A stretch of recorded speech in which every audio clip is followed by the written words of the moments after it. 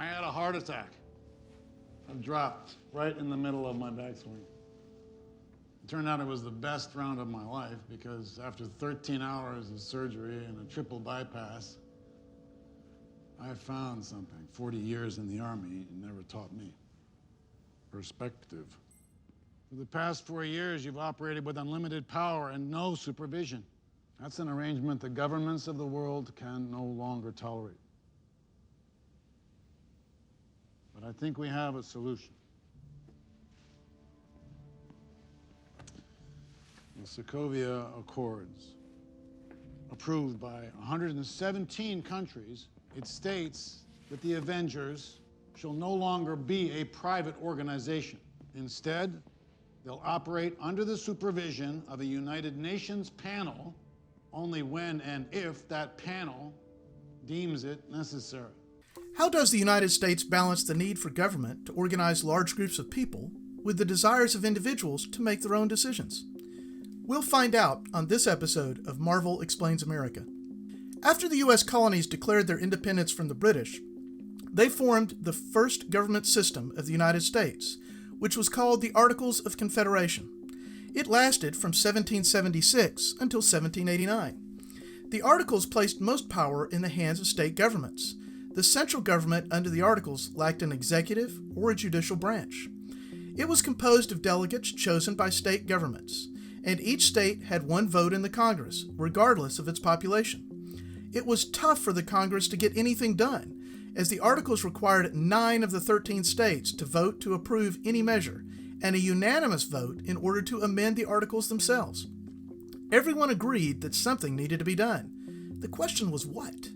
The arguments they had then are the same today in an Avengers Civil War. In the Federalist No. 10, James Madison argued that a strong central republic would control the factions and evenly distribute power between the federal government and the states. This was needed to control the desires of different groups of people. So in this case, Madison's argument would be like Tony's. We need to be put in check. Whatever form that takes, I'm game. If we can't accept limitations, we're boundaryless, we're no better than the bad guys. However, in Brutus No. 1, an anti-federalist essay disagreed and argued against a strong central government, based on the beliefs that it would not be able to meet the needs of all U.S. citizens. But it's run by people with agendas, and agendas change. That's good. That's why I'm here. When I realized what my weapons were capable of in the wrong hands, I shut it down, stopped manufacturing. Tony, you chose to do that.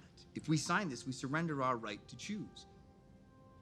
What if this panel sends us somewhere we don't think we should go? What if there's somewhere we need to go and they don't let us?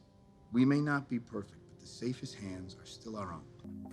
The arguments of Brutus were taken on by Captain America, that the best decisions are made by individuals. Now note that both Tony and Cap are arguing for different aspects of responsibility. In Iron Man, Tony accepts responsibility for the deaths his weapon had caused and stopped making weapons. In Age of Ultron, he created an AI that nearly destroyed the world and killed thousands of people, including Charles Spencer. He realized that he doesn't always make the best decisions, and someone else needed to help guide those decisions. In The Winter Soldier, Captain America questions institutions and those who run them, making him want to take personal responsibility for everything.